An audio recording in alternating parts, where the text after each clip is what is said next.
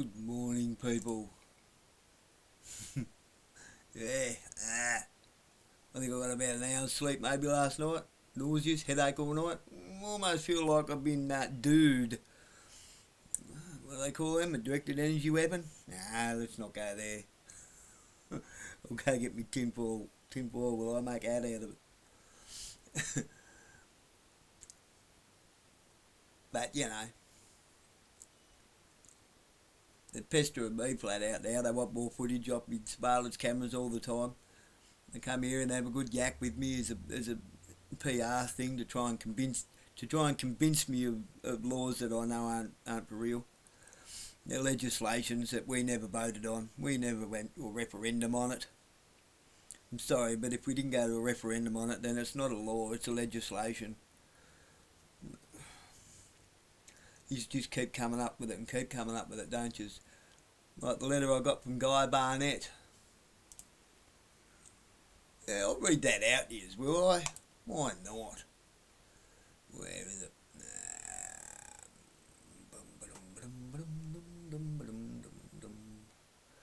Guy Barnett, here we go. I wrote him a letter regarding how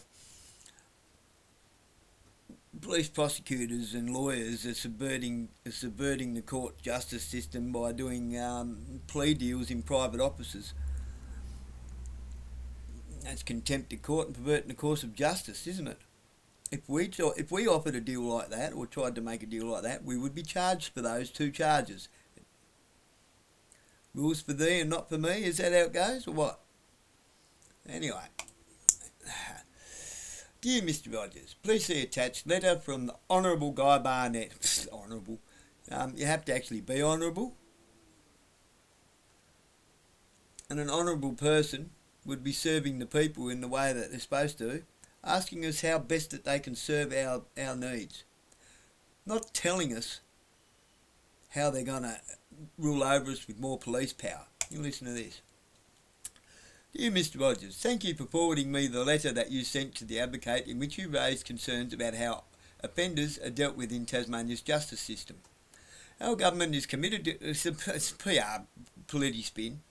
Our government is committed to cracking down on crime and protecting the community. While it's important that the courts have direction to deal with with each offender based on the individual circumstances of their offending, our government has been working hard to ensure that police and the courts have the necessary powers under Tasmania's legislation to respond appropriately to criminal activity and that our justice system is appropriately tough on crime. Does any of this sound like it's actually lining up with what's actually happening? Not to me. Anyway, I digress. Our government passed the Dangerous Criminals and High Risk Offenders Act 2021 to ensure that offenders who commit extremely serious crimes and may pose a further risk to the community upon their release from prison can be monitored and subject to strict conditions under the High Risk Offenders Order made by the Supreme Court. An offender who breaches such an order may be returned to custody to serve a further term of imprisonment for that breach. Pretty sure if you look in our constitution, that's what happens anyway.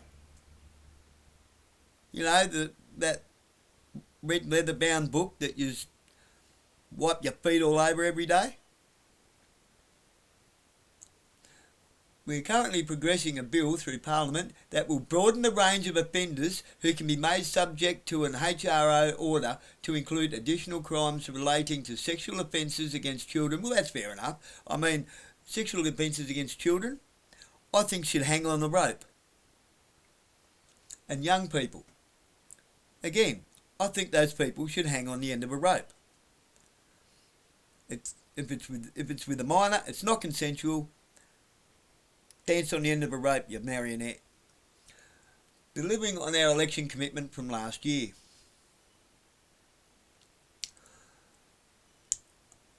I'm thinking that he probably should have said, but not limited to, because I'll guarantee you it'll be because it says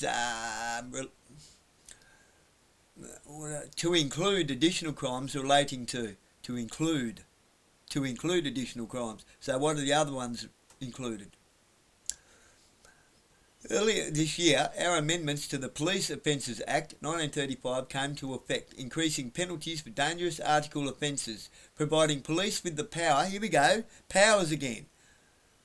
Shooting laser beams out their arse and wearing capes, are they?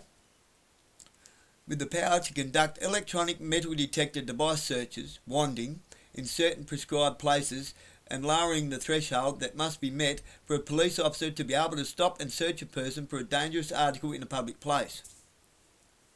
I carry a pocket knife on me all the time. All the time. Always have, since I was a kid. My grandfather always used to say, fella ain't a fella without his belt, and his belt's not there just to hold his pants up. No fella should ever leave the house without a hanky, a pocket knife, a couple of bucks in his pocket. Oh, and some band-aids. The thing I don't carry is a hanky because I think they're grotty things. Right. Courts are independent of government in their decision making, so they should be, because courts should be taking government to court. However, the government will continue to pursue reforms that ensure serious offenders are appropriately penalised and the community is protected. Here we go. So, those who would surrender their liberties for a little bit of security deserve neither and will get neither. Who was it that said that? I want to say Benjamin Franklin, but it might not have been. It was one of the presidents. I assure you that strengthening public confidence in the justice system remains a priority. Thank you again for sharing your concerns with me. Right. Yeah, right, whatever. So I've replied. Of course I did. Dishonourable Guy Barnett. Sorry, but what a load of diatribe and politispin your letter is. What I'm actually reading is, you are taking away more rights, liberties and privacy from all Australians as a countermeasure for the corrupt and belligerent legislature that grubs in suits have created as a revenue machine while completely walking all over our Commonwealth Constitution. Instead of actually tackling crime and real criminals, you just create more criminals who have not committed any crime against anyone. Police already waste our money looking for crime that either isn't there or doing far more harm than good in the name of infringements and revenue, just to have the prosecutors offer plea deals outside the courtroom after the alleged matter has already entered a plea in court, which perverts the natural course of true justice and treats the court with contempt. Yet, talk to the police about our society being let down and they throw it all back on the magistrate. How can it be the magistrate's fault all the time when the plea deals are being done after entering into a plea? Before you leave, the lawyer catches you down, takes you into an office and says the prosecutor has offered you a deal. If you plead guilty to these lesser charges, he will drop the larger charges. Happens every time. I know. Been there, done that. I don't do plea deals. I'm not saying that this is a hearsay or assumption. I know from experience the whole legal system is a racket. I've even had a Supreme Court prosecutor and barrister call the Magistrates Court a revenue machine that they have no respect for when I was a victim of an attempted murder that was totally botched up by Detective David Fitzgerald, losing part of my statement from their useless Babylonian rectangle, I think they call a tablet, that they took while I was intoxicated and receiving stitches in my head. There are some people out here like myself that are capable of critical thought and seeing things for how they actually are, not how you con artists tell us it is. The last thing we need is more corporate overreach. What we need is police to serve the people, uphold the rule of law and keep the peace in a manner that is fair, just and moral, rather than enforce legislation and create crime revenue at the stroke of a pen. Why are police always searching the same low-hanging fruit drug dealers just to have them back out a few hours A few hours later, business as usual. Optics, that's why. It gives the appearance they are doing something and creates revenue without actually doing the work. Where do these low-hanging fruit get their supply? In capitals. Oh, but we can't cut the supply, can we? Then we'll have no low-hanging fruit dealers to use as court fodder. I'm telling you, that's all it is. That's all it is. Here's another example. My next door neighbour, a single full-time father like myself, trying to put his life back together. Police keep going there, storming his house, bashing on his door. They've kicked his door in and all, looking for people who don't live there, and some he's never even heard of. Even at 2:30 in the morning, about 3 nights ago, I got woken up by the police next door. Going through his house looking for someone that he's never even heard of. Yeah, and they always leave laughing about it. It's a bloody game to these clowns. Most of them are kids with guns, with egotistical chips on their shoulders, or even worse, grandiose narcissistic personality disorder. And finally, it is we the people who employ the police, not government. It is we the people whom they are supposed to serve, because it is we the people who you leech taxes from who pay them. And it is we the people who authorise them to serve with honour. Power corrupts. Absolute power corrupts absolutely. George Orwell wasn't far wrong about a boot stamped on the face of humanity forever, was he? I already feel like my great-grandfather at his 90th birthday when he told me 90 years is too long to live. I'm only 52, and I detest what our country has become under the administration of greedy pigs in suits dining at lodges off of our public wealth and general goods. That's the Commonwealth that we the people generate, in case you thought you was the Commonwealth. We are supposed to be the government. You are supposed to be the government of the Commonwealth of Australia, not the Commonwealth government. Edward Gough Whitlam may have been Labor, but you're all on his little treasonous plot, aren't you? If you had any honourable cells in your body, you'd call for a royal commission into that. Oh, and here's a thought. Stop giving away our resources and infrastructure to foreign interests and start asking the people you purport to serve how best you can serve us, instead of telling us how you're going to rule over us with more police powers. And then I might think about voting again, because I can't in good conscience vote for any of you puppets. Regards, David Rogers. Now, on a roll. I noticed this today. Pauline Hanson's been back at Mar-a-Lago. Everyone's on the bandwagon on Sky News as usual, regurgitating the crap that their dad told them or somebody else told them, or the Sky News bandwagoning. All news channels are the same. The only reason Sky News allows people to comment on it is because they have a cult following. And they all bandwagon each other, so it's like patting themselves on the back with somebody else's hand, isn't it? Right. Be careful what you support, people. It's a personality that we want to support. I would like nothing more than for Pauline to be the fish and chip shop owner we heard speaking our language many years ago. But she just went and visited Trump and she's all starry-eyed and starstruck. Don't be so sure Trump is doing the will of the people of the Constitutional Republic of the United States of America, because what he says isn't aligned with what he's doing. He hasn't dropped the costs of anything. He's destroying business even further with his tariffs, because who ultimately pays the import tariffs? United States businesses, the bricks and mortar shops in America. Right.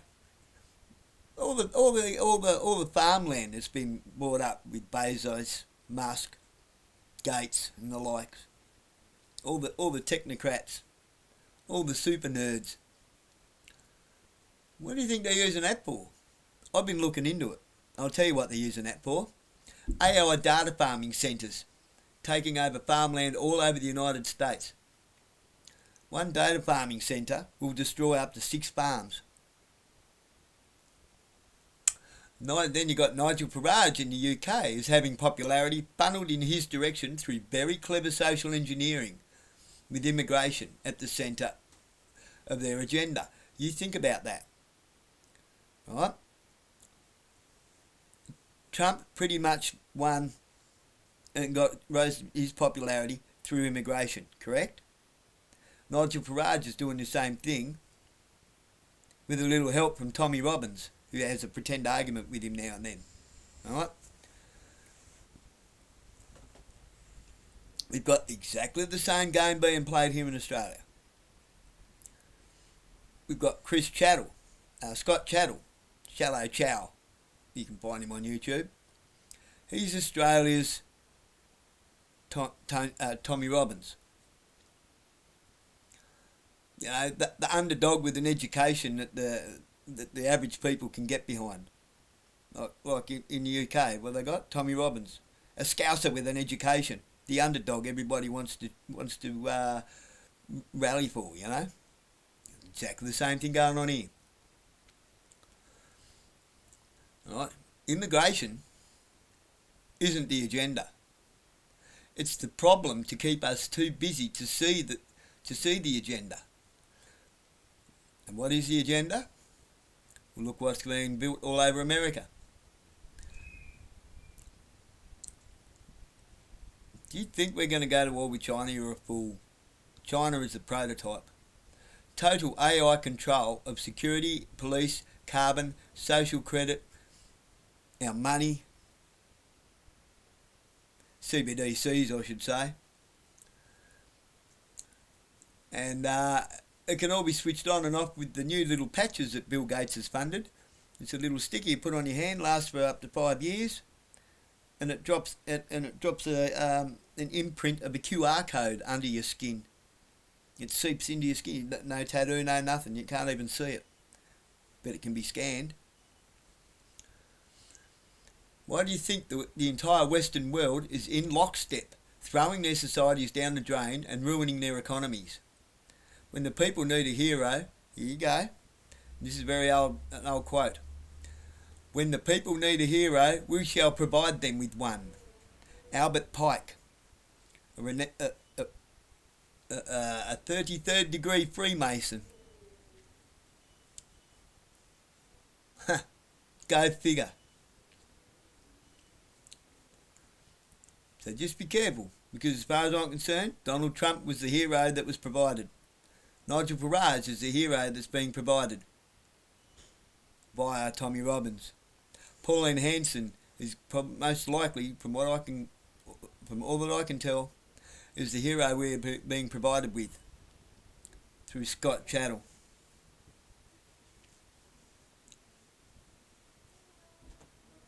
Scott Challen, sorry. Cheers, guys.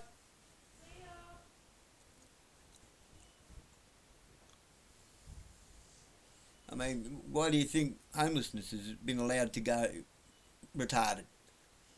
The cost of living is retarded. Cost of food is ridiculous, and it's garbage. I'm struggling to find any decent fruit anywhere.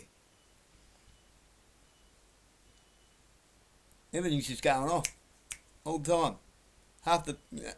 Everything that's pre-packed has something rotten in the middle of it. Everything. I'd say, you know, it was just a mistake if it was one here and there, but it's everything all the time.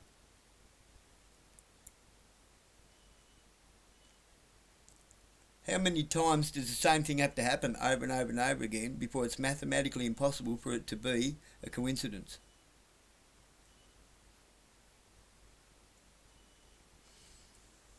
And this rubbish with what they're doing with police all the time. It's not police powers. Let's get this straight. It's not police powers, it's government overreach.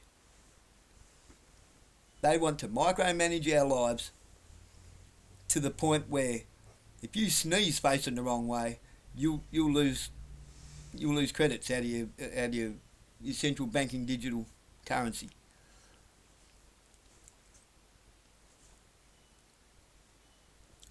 They're going to come after our vegetable gardens. They're going to come after our chickens. They're going to come after everything that we have to be self-sufficient. They want to take from us so that we can be controlled in every aspect of our life. If we don't toe the line, we won't eat. So what are you going to do then, police? There'll be no need for you. You're ushering in the system, you're protecting the very same system that is going to put you in exactly the same shackles as us. Because when they can just switch off our access to the outside world, so that we can't eat, can't even enter a store, the door won't open for us. What good are you? You're of no use to this. You're of no use to them. They're going to throw you to the lions like they did in the Roman Colosseum. They don't give a shit about you. And all of you bloody senators and low-hanging government seat warmers, it's the same for you too. How are you going to feel walking around in public being one of us with no protection from us? Because we don't like yous. Now, I'm not one to call for violence. I don't like violence. But there's a lot of people out there that are seething at the bit. You're seething and chomping at the bit to get hold of yous.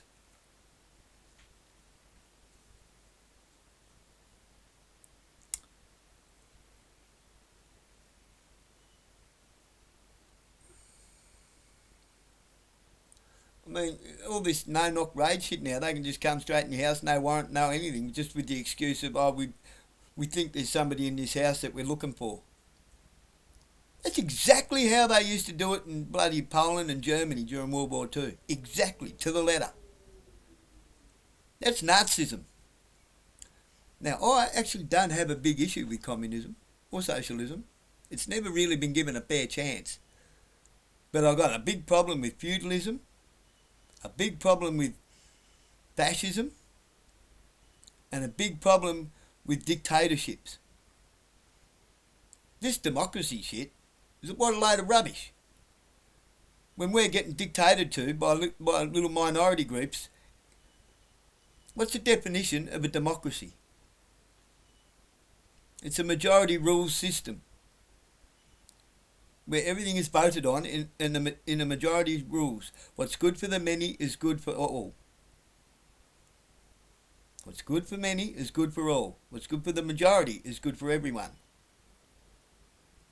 That way you don't have little minority groups dictating to us how our country should be run, what laws we should have.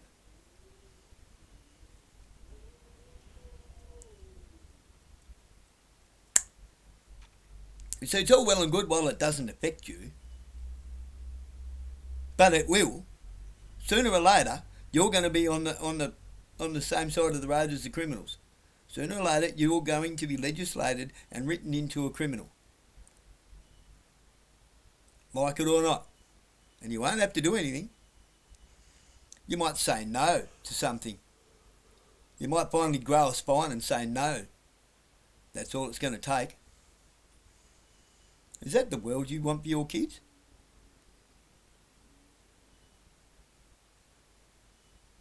Power corrupts. Absolute power corrupts, absolutely.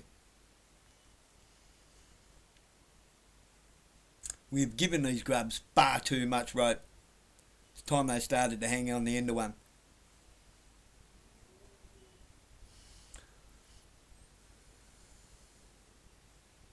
That's the punishment for treason.